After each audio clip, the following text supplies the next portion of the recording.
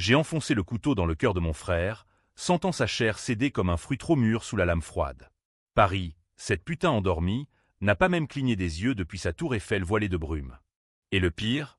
J'ai souri en le voyant s'effondrer, parce que c'était le prix de l'amour, ou du moins, ce que j'en croyais alors. Personne n'a cru à ma culpabilité. Les flics ont ri de mon aveu, me prenant pour une hystérique en crise. J'ai porté le poids de ce mensonge pour lui, pour Antoine, l'homme qui m'avait juré fidélité éternelle. Mais la trahison, cette vipère française si raffinée, n'attend que le bon millésime pour mordre.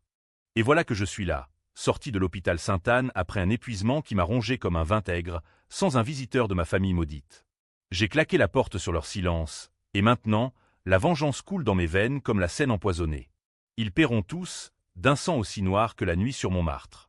Les rues de Paris me recrachent comme un os rongé, humide et froid sous un ciel de novembre qui pleure sans fin. J'ai 42 ans, mais je me sens centenaire, les os lourds d'un secret qui me ronge depuis 10 ans. L'hôpital m'a gardé 3 semaines, nourri de perfusions et de murmures de psychiatres qui sentent le café froid et le désinfectant. Épuisement nerveux, ont-ils dit, comme si un mot pouvait effacer les nuits où je revivais la lame s'enfonçant, le gargouillis de son dernier souffle. Mon frère, Étienne, gisait là, sur le parquet ciré de notre appartement haussmannien du Marais, ses yeux verts figés en une accusation muette. J'avais 28 ans, et j'ai tout sacrifié pour Antoine. Antoine. Ce nom seul suffit à faire bouillir mon sang. Nous nous étions rencontrés à la Sorbonne, lui en master de littérature comparée, moi en histoire de l'art. Il était beau comme un Baudelaire déchu, avec ses cheveux châtains en bataille et ce sourire qui promettait les étoiles au-dessus de la Seine. « Tu es ma muse, Élise », me chuchotait-il dans les alcôves de la bibliothèque Sainte-Geneviève, ses doigts traçant des poèmes sur ma peau. Nous vivions d'amour et de vin bon marché, dans un studio exigu près de Saint-Germain-des-Prés, où les rires fusaient plus vite que les factures. Étienne, mon aîné de 3 ans, nous tolérait à peine. Il voyait en Antoine un parasite, un esclave des mots, qui ne valait pas un clou face à son propre empire naissant dans l'immobilier. Étienne était le golden boy de la famille Duval. Fils d'un père banquier mort trop tôt d'une crise cardiaque, un héritage de stress et de cognac, et d'une mère, Claire, qui régnait sur nos vies comme une duchesse déchue. Elle avait élevé ses 3 enfants dans l'ombre des boulevards parisiens, nous apprenant que le sang Duval coulait plus pur que la Loire. Moi, la cadette, j'étais l'artiste, la rêveuse, celle qu'on tolérait pour ses croquis de la cathédrale Notre-Dame au crépuscule. Mais Étienne, il construisait des empires. À 30 ans, il avait déjà racheté 3 immeubles cossus dans le 7e arrondissement, flirtant avec les politiciens corrompus et les banquiers véreux. La France, c'est une affaire de relations, Élise, me disait-il, un cigare aux lèvres, son bureau surplombant la tour Eiffel comme un trône. La nuit du meurtre, non, du sacrifice, tout a basculé. C'était un soir d'octobre 2015, l'air chargé d'une humidité qui collait à la peau comme un reproche. Antoine et moi rentrions d'une soirée au caveau de la Huchette, ivres de jazz et de désir. Étienne nous attendait, sa silhouette massive barrant la porte de l'appartement familial où nous squattions encore, faute de mieux. « Il faut que tu partes, Antoine », avait-il grogné, son verre de Bordeaux tremblant dans sa main. « Tu ruines ma sœur. Elle mérite mieux qu'un raté comme toi. » Les mots avaient fusé, acides comme du vinaigre, accusation de paresse, de dette, de mensonge. Antoine, piqué au vif, avait riposté, évoquant les infidélités d'Étienne, ses maîtresses cachées dans les hôtels discrets de la rive gauche. Je ne sais pas qui a sorti le couteau en premier. La cuisine était un champ de bataille de verre brisé. Mais c'est Antoine qui l'a brandi, ses yeux fous de rage, et qui l'a plongé dans la poitrine d'Étienne. Le sang a giclé, chaud et métallique, éclaboussant les murs crème comme une toile abstraite de Basquiat. Étienne a titubé, sa main pressant la plaie, murmurant « Élise, sauve-moi ». Mais Antoine était figé, le couteau glissant de ses doigts. J'ai agi sans penser. J'ai ramassé l'arme, je l'ai essuyée sur ma jupe, et j'ai hurlé « C'est moi. C'est moi qui l'ai tué ». Les voisins ont appelé la police, les sirènes ont hurlé dans la nuit parisienne, et moi, j'ai répété mon mensonge jusqu'à l'épuisement. Pourquoi?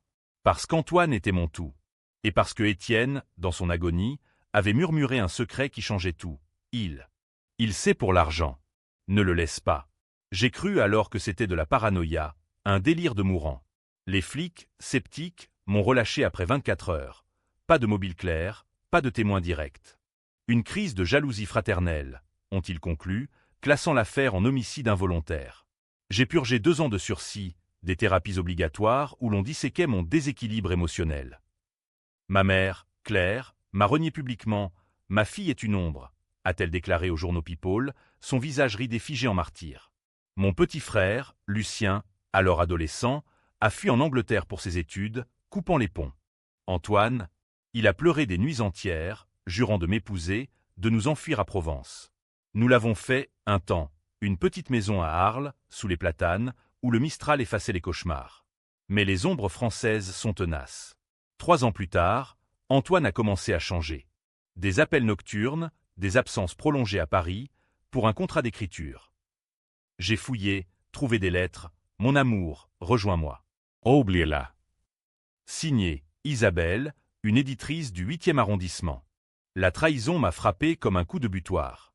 Pas seulement l'infidélité, oh, Paris en regorge, comme les croissants dans une boulangerie, mais le mensonge sur le sang. Étienne n'était pas un saint, mais Antoine l'avait tué pour un mobile bien plus sordide, l'argent.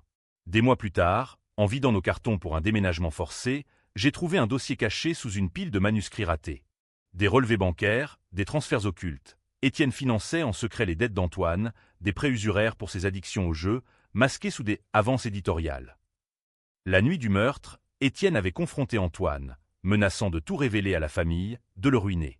J'ai brûlé le dossier ce soir-là, les flammes dansant dans l'âtre comme des démons rieurs. Mais le poison était en moi.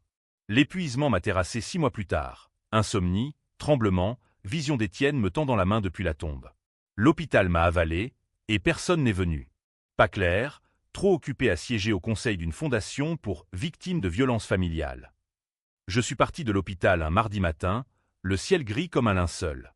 Dans le métro bondé, serré contre des inconnus qui sentent le tabac froid, j'ai décidé, la vengeance. Pas un éclat de folie, mais un plan froid, ciselé comme une baguette de Picasso. Paris me doit du sang, et je le prendrai, goutte à goutte, jusqu'à ce que le Duval renaisse de ses cendres. Les jours suivants se font dans un brouillard de routine vénéneuse. Je loue un studio minuscule à Belleville, quartier des immigrés et des artistes fauchés, où les murs suintent l'humidité et les cris des enfants. De ma fenêtre, je vois la basilique du Sacré-Cœur trôner comme une couronne blessée, rappel constant de la ville qui m'a vu naître et qui m'a brisé. Je reprends mon ancien job à la Louvre, guide pour touristes japonais éblouis par la Joconde, récitant des anecdotes sur Léonard comme si c'était ma propre histoire, un sourire énigmatique cachant des abysses. Mais la nuit, je prépare. J'achète un ordinateur d'occasion, pirate des bases de données publiques. Oh, la France, avec ses lois laxistes sur la vie privée quand on s'est fouillé. Antoine est facile à tracer. Il vit maintenant avec Isabelle dans un appartement chic du 16e, près du Trocadéro. Elle est veuve, riche, éditrice de romans policiers qui vendent du rêve noir. Lui, il écrit, ou du moins, il signe des contrats qu'elle finance. Lucien, mon frère cadet, est revenu, analyste financier à la BNP Paribas, marié à une Anglaise prude, père d'un enfant qu'il nomme pour la lignée.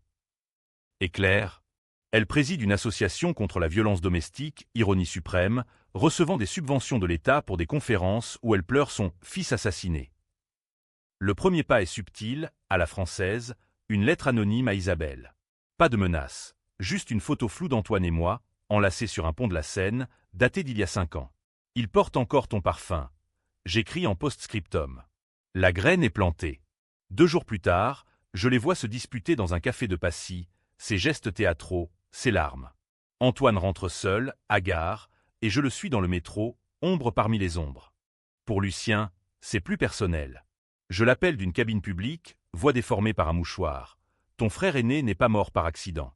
Demande à Élise. Il raccroche, mais je sais qu'il ronge son os. Les familles Duval sont comme ça, des nœuds gordiens qu'on ne tranche pas sans saigner. Claire est le joyau. À sa conférence à l'Opéra Garnier, je m'infiltre comme bénévole, servant du champagne tiède à des bourgeoises en tailleur Chanel.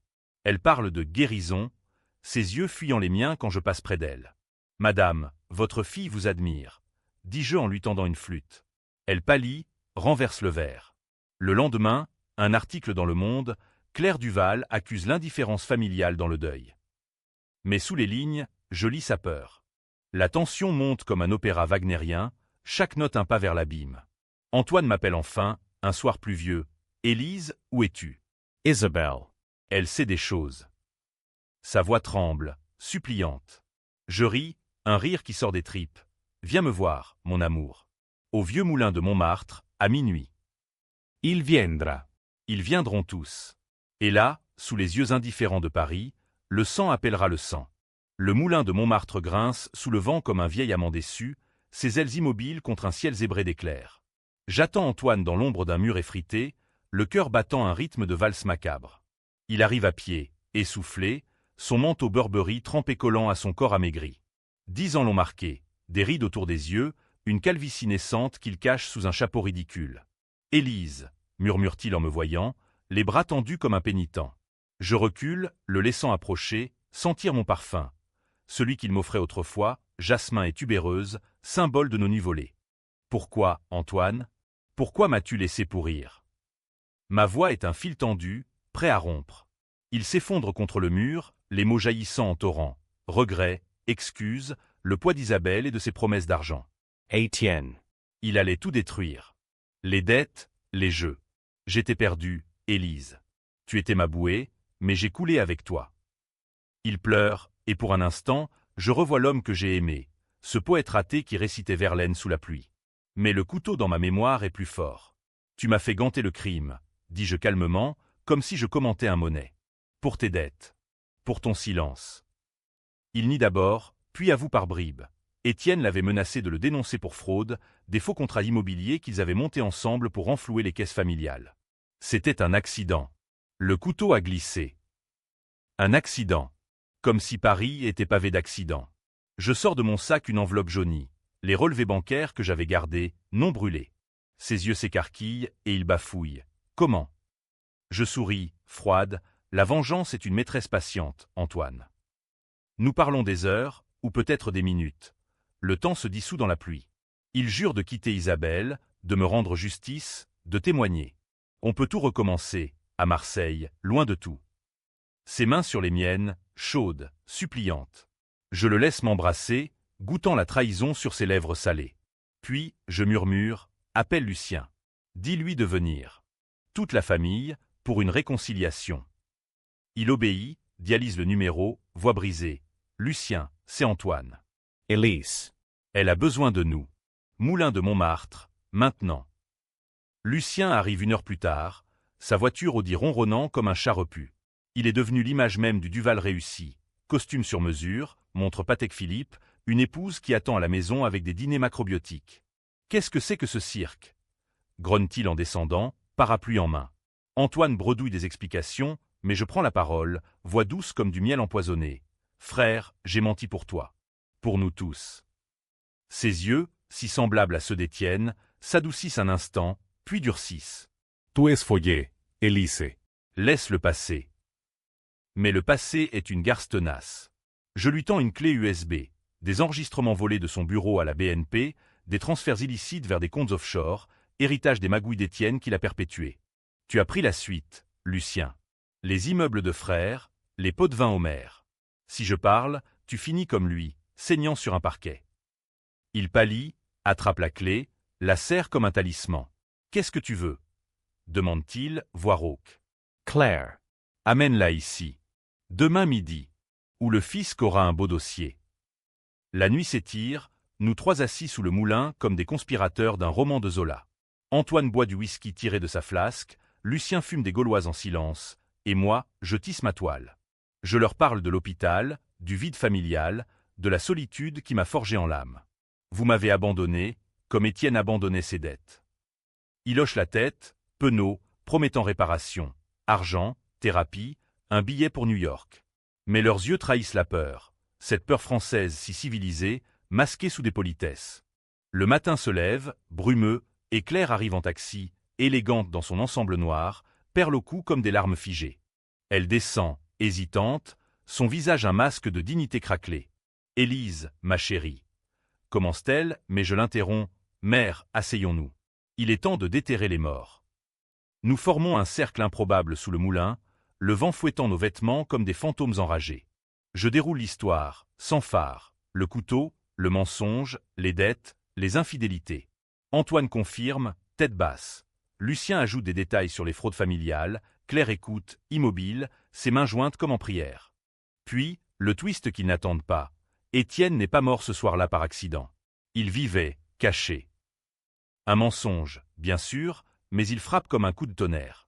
J'invente, une île grecque, un faux passeport financé par ces magouilles. Il m'a appelé, des mois après. Protège-les, Élise. Mais venge-moi.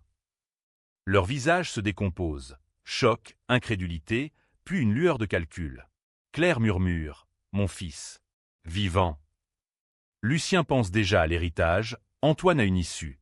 Je les laisse mijoter, semant le doute comme des graines de pavot. La journée passe en négociations tendues, promesses de silence, de soutien financier, d'une famille réunie. Claire pleure, enfin, des larmes vraies qui creusent des sillons dans son maquillage. Pardonne-moi, Élise. J'avais peur. De la honte. Peur. Le mot-clé de notre lignée. Je feins le pardon, les embrasse un à un, sentant leur poids accélérer sous mes lèvres. Mais intérieurement, je ris, ils mordent à l'hameçon, ces poissons rois de la bourgeoisie parisienne. Le soir, seul dans mon studio, je prépare la phase 2. Un email anonyme à Isabelle, ton amant cache un frère fantôme. Demande-lui pour la Grèce. Elle appellera Antoine, et la maison de cartes tremblera. Pour Lucien, un appel au fisc, pas encore, mais bientôt. Claire. Une lettre avec une mèche de cheveux d'Étienne, conservée comme un reliquaire. La tension grimpe, palpable comme l'ozone avant l'orage. Paris vrombit autour de moi, indifférente, ses lumières dansant sur la scène comme des promesses brisées. 2 jours plus tard, le premier craquement, Isabelle plaque Antoine en public, au restaurant Le Jules Verne, scène digne d'un tabloïd. Il me téléphone, désespéré. Elle sait tout. Aide-moi, Élise. Je l'invite chez moi, dans le studio étouffant de Belleville. Il arrive, valise en main, suppliant l'asile. Nous faisons l'amour cette nuit-là, un sexe rageur, punitif, où je griffe son dos jusqu'au sang.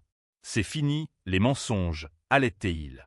Mais au matin, je trouve son téléphone, un message d'Isabelle. Reviens, ou je parle à la police. La trahison recommence, cyclique comme les saisons françaises. Il choisit de partir, me laissant un chèque et des excuses. Je le déchire, le cœur durci en pierre-ponce. Lucien, sentant le vent tourner, m'envoie de l'argent via virement. Pour ton silence, sœur. Claire propose une thérapie familiale, à Deauville, loin des regards. Je refuse, poliment. Pas encore, mère. Laissez le fantôme hanter.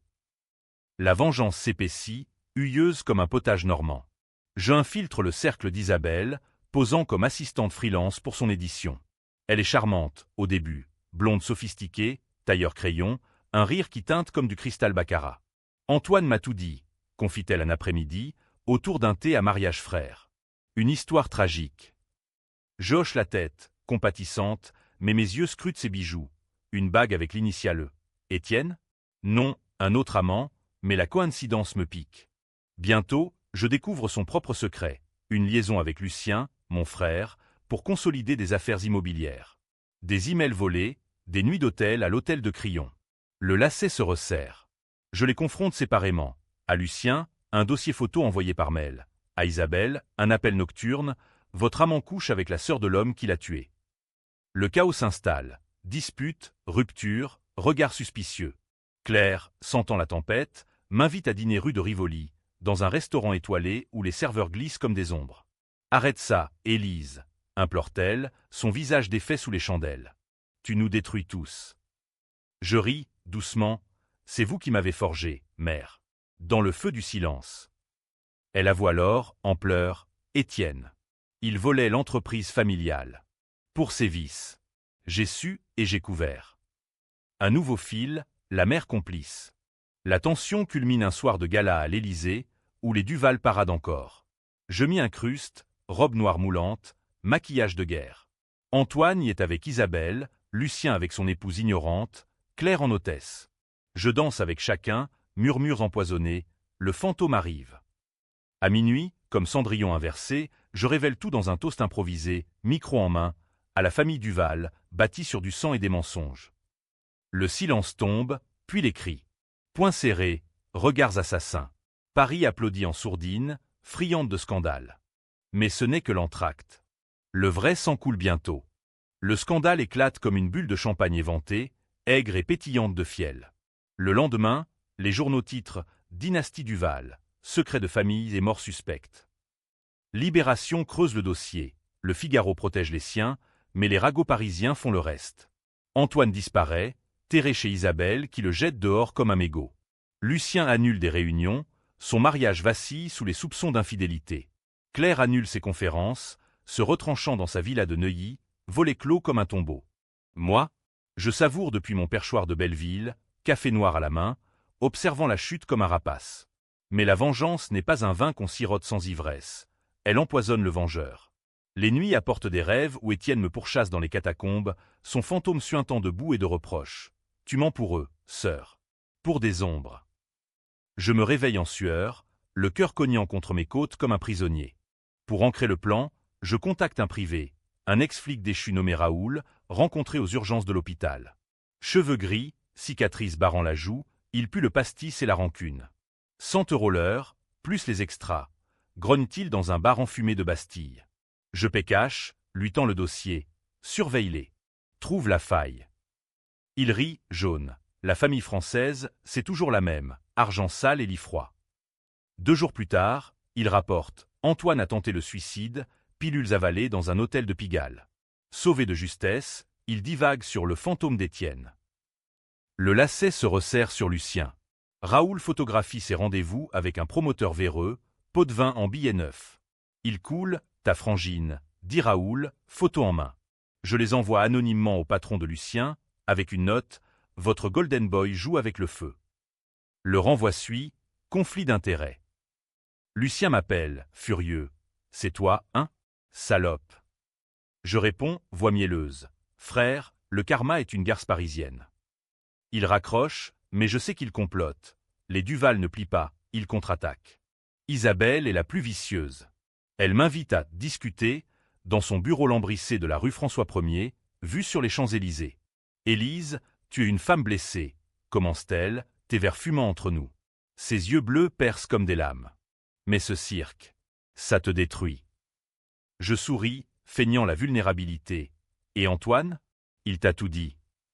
Elle hoche la tête, puis lâche. Sauf une chose, Étienne vivait bien. J'ai vérifié les comptes. Il s'est suicidé en Grèce, 6 mois après. Note, pour ma sœur, pardonnez-la, point. Le choc me coupe le souffle. Un mensonge de plus? Raoul confirme plus tard. Un corps anonyme à Athènes, pas d'ADN, mais le timing colle. Étienne s'est tué, rongé par la culpabilité de ses fraudes, laissant un mot pour moi. La révélation me tord les tripes. Ma vengeance repose sur un fantôme réel, mais suicidé. Est-ce justice ou folie? Claire, sentant ma faille, frappe, une lettre manuscrite, arrivée par coursier. Ma fille vient.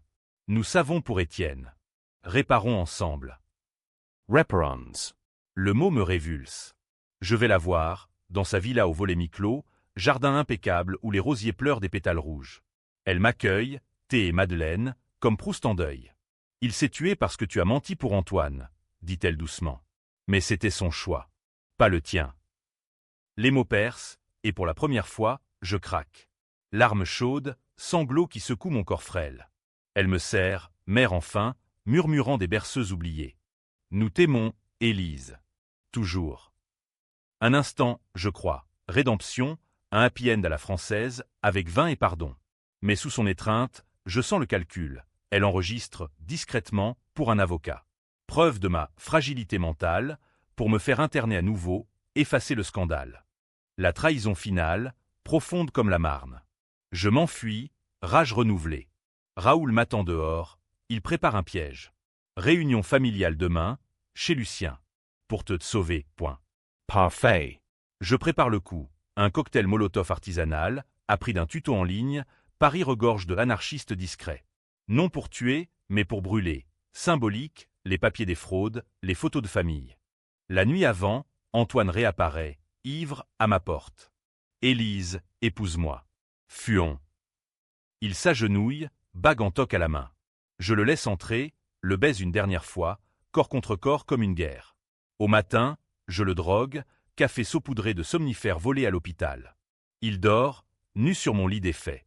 Je grave sur son torse, avec un cutter, traître. Puis, je pars, laissant la porte ouverte au rat de Belleville. La réunion chez Lucien, dans son duplex du 7e, est un théâtre d'absurde. Ils sont tous là, Claire en perles, Lucien en chemise froissée, Isabelle comme invitée neutre, et un avocat aux lunettes pincées. Intervention, annonce Claire, voix tremblante. Pour ton bien, Élise. Je ris, entrant comme une reine. Mon bien? Ou le vôtre? Je balance le dossier final. Preuve de complicité de Claire dans les fraudes d'Étienne, enregistrement de Lucien avec le promoteur, confession d'Antoine sur le meurtre. Le chaos, cris, accusations croisées. Isabelle bondit, tu es une psychopathe. Lucien attrape son téléphone pour appeler la police. Claire supplie, arrête, ma fille. Mais je suis plus rapide, l'allume-feu claque, et le cocktail vole vers la table basse, embrasant les documents en un brasier vorace. Flamme orange léchant les rideaux de soie, fumée âcre remplissant l'air. Il hurle, fuit vers la porte, tandis que je reste, immobile, face au feu. Les pompiers arrivent, sirène hurlant dans l'avenue Georges V. J'ai le temps de murmurer à Claire, avant qu'on m'emmène, le sang appelle le sang, mère. Menotté, je souris au flash des paparazzis. La vengeance culmine, mais le prix? Mon âme, noircie comme Paris sous la pluie. Pourtant, dans la cellule froide du commissariat, un appel, Raoul. Antoine s'est réveillé. Il a confessé tout. Le vrai meurtre. Twist. Dans son délire drogué, il a appelé les flics, avoué le couteau, les dettes, tout. Les Duval s'effondrent. Arrestation pour fraude, Claire en garde à vue, Lucien ruiné, Isabelle fuyant à Genève. Libéré sous caution, je marche dans Paris, libre mais vide. La tour Eiffel scintille, indifférente. Ai-je gagné ou perdu? Le lecteur choisira son camp, héroïne ou monstre. La liberté a un goût de cendre, âpre et collant à la gorge comme la poussière des quais de la gare de Lyon. Sorti du commissariat du 36, quai des Orfèvres, ce bastion mythique où Hugo imaginait des drames. Je hèle un taxi, direction nulle part. Le chauffeur, un Algérien buriné nommé Karim, commente les nouvelles à la radio. Votre famille, madame, c'est du Balzac moderne. Je ris, jaune, et lui demande de me déposer au Père-Lachaise, ce labyrinthe de tombes où Baudelaire sommeille avec ses fleurs du mal. Assise sur la pierre froide de la sépulture d'Étienne, un caveau modeste, payé à la va-vite par Claire, je laisse les larmes couler enfin, sans témoin. 10 ans de mensonges, de sacrifices, pourquoi? Un amour pourri, une famille pourrie, une ville qui dévore ses enfants comme des escargots à la bourguignonne. Raoul m'appelle, les charges tombent pour toi, Élise. Témoignage d'Antoine, solide comme un camembert affiné. Antoine, en cellule, il répète son aveu, le couteau, le sang, les dettes. Les flics le croient.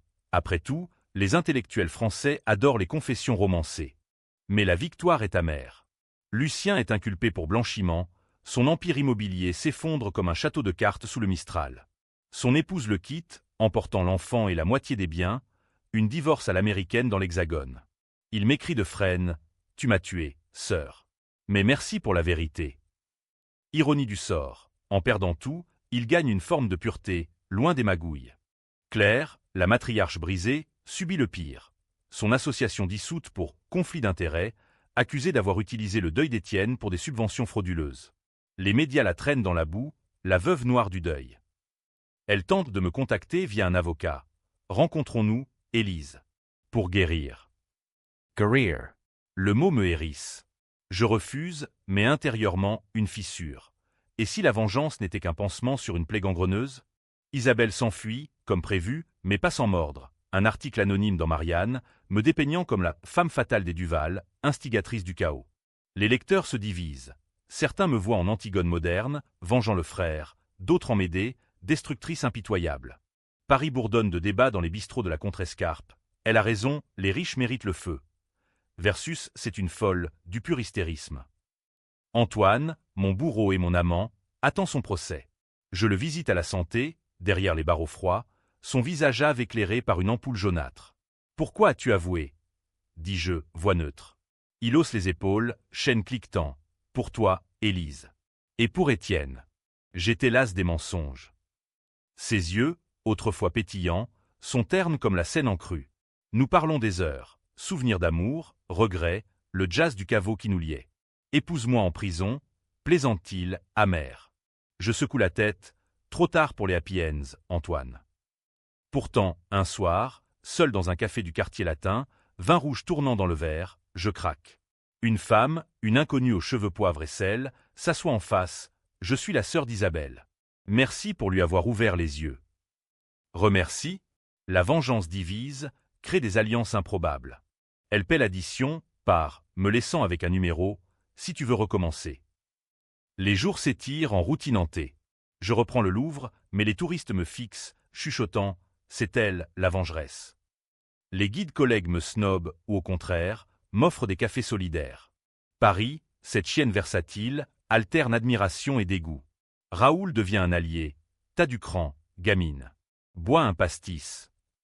Nous traînons dans les bars de Ménilmontant, échangeant histoire de trahison. La sienne, une femme partie avec le magot. Mais le vrai twist couve. Une lettre d'Étienne, posthume, découverte dans un coffre bancaire par les liquidateurs. À Élise, ma sœur aimée. Si tu lis ceci, c'est que j'ai choisi la paix. Le couteau était justice. Antoine devait payer. Mais toi, vie. Ne deviens pas moi. Justice? Étienne, dans sa folie, avait planifié sa propre mort initiale pour fuir les dettes, mais le coup l'avait achevé pour de bon. Non, le mot révèle. Il avait payé Antoine pour simuler une confrontation, mais tout a dérapé. Étienne, manipulateur jusqu'au bout, avait semé les graines de sa propre fin. Le choc me terrasse. Ma vengeance, basée sur un échiquier truqué par le mort lui-même. Je confronte Claire, qui avoue en larmes, il nous manipulait tous, Élise. Pour l'héritage. Le cercle se referme, personne innocent, tous coupables dans la danse macabre des Duval. La tension renaît, plus sombre. Lucien, libéré sous caution, me cherche. Une rencontre forcée dans un parc de Vincennes, feuilles mortes crissant sous nos pattes, on vend tout, sœur. On partage. Finissons ça. Ses yeux supplient, brisés. Je hoche la tête, mais intérieurement, le plan final germe. Pas le feu, mais l'oubli.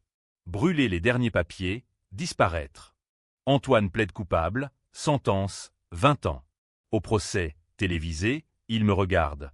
Pardonne-moi. Les caméras zooment sur mes larmes. Vrai, cette fois. Isabelle témoigne contre lui, pour un deal mineur. Claire s'effondre en cours, crise cardiaque, emportée à l'hôpital. Elle survit, mais changée, une ombre qui m'appelle enfin ma fille. Paris, témoin muet, change avec moi. Je marche le long de la Seine, pont des Arts sans cadenas, libéré des chaînes. La vengeance m'a libéré, mais à quel prix? Le lecteur jugera, triomphe ou tragédie. Pourtant, dans l'ombre, un dernier fil. Raoul, amoureux? Non, un allié avec ses propres démons. Fuis, Élise. Ou reste et réécrit. Je choisis, un billet pour Lisbonne, valise légère. Mais avant, une visite à la tombe d'Étienne. Repose, frère. Le sang est payé. Lisbonne m'accueille comme une amante portugaise, chaude et salée par l'Atlantique, loin des grisailles parisiennes. J'y loue un appartement aux azulégeaux bleus dans l'Alfama, où les fados pleurent des amours perdus dans les ruelles pavées. Paris n'est plus qu'un écho, journaux en ligne rapportant la chute finale des Duval. Lucien vend les immeubles, émigre au Canada avec une nouvelle vie anonyme. Claire, sortie de l'hôpital, entre en maison de repos près de Versailles, écrivant des mémoires qu'elle ne publie pas, pour la paix, dit-elle dans sa dernière lettre. Antoine purge sa peine, correspondant avec moi par bribes. Poème raturé sur du papier pelure, confession d'un homme brisé. Tu m'as sauvé en me damnant, écrit-il. Je réponds peu, mais lis tout, le cœur pincé comme un accordéon. Isabelle, retournée à ses éditions, mais sans éclat, un roman avorté sur la trahison, dédié à une ombre. Elle m'envoie un exemplaire, sans mots, juste une rose séchée. La vengeance achevée, que reste-t-il? Un vide béant, UAM comme les catacombes sous Montparnasse. Je peins, ici, sur la terrasse face au Tage. Toile sombre de Paris en feu, silhouette de famille en cendres. Les galeristes locaux s'intéressent, murmurent de exposition à Porto. Vous avez l'âme d'une Frida Kahlo française, dit l'un, un barbu aux yeux vifs. Frida, blessée, vengeresse, survivante. Peut-être. Mais les nuits ramènent les fantômes. Étienne chante du Piaf dans mes rêves. Non, je ne regrette rien. Mensonge. Je regrette le sang, le feu, les mensonges. Raoul m'appelle de Paris. La ville te manque? Reviens, on boit un canon. Il est devenu mon encre, ce privé bourru, avec ses histoires de flics corrompus et ses rires rauques. T'es pas une monstre, Élise. Juste une femme qui a tranché les nœuds. Un jour, une lettre de Lucien arrive, postée de Montréal. J'ai un fils, Élise. Pour la lignée. Pardonne-moi d'avoir fui. Un neveu. Le sang continue, purgé peut-être. Je réponds, écris-moi des nouvelles. Et apprends-lui la vérité, les Duval saignent, mais survivent. Claire meurt 6 mois plus tard, paisiblement, d'une pneumonie dans sa chambre aux roses fanées. Son testament, tout à moi, les derniers biens, une maison en Normandie. Pour que tu reconstruises, note l'avocat. Je vends, donne à des associations contre la violence, ironie, utiliser le poison pour guérir. À l'enterrement, désert sauf moi et Lucien via Zoom, je murmure, repose, mère. Le silence est ton pardon. Antoine sort après 10 ans, pour bonne conduite. Il m'écrit, Lisbonne, je viens. Je l'attends au port, vent salé fouettant mes cheveux. Il descend du bateau, vieilli, mais avec ce sourire baudelairien. Élise. Un mot, et le monde bascule. Nous marchons, main dans la main, sans mots. Pas de mariage, pas de chaîne. Juste deux âmes cabossées, dansant un fado lent. Twist final, dans ses bagages, un manuscrit. Notre histoire, Élise. La vraie. Je lis, pas de héros, pas de vilain pur, juste des humains noyés dans le mensonge. Le lecteur fermera le livre, divisé, apothéose ou illusion. Aveu, avec Antoine Rédimé, BKCH, car le sang ne s'efface jamais. Paris, au loin, scintille encore dans mes rêves. Mais ici, sous le soleil ibérique, je vis. La vengeance était mon opéra, sombre et tendu, mais la vie est un vin nouveau, corsé, imprévisible. Et moi, Élise Duval, j'ai trinqué au sang et survécu. Fin.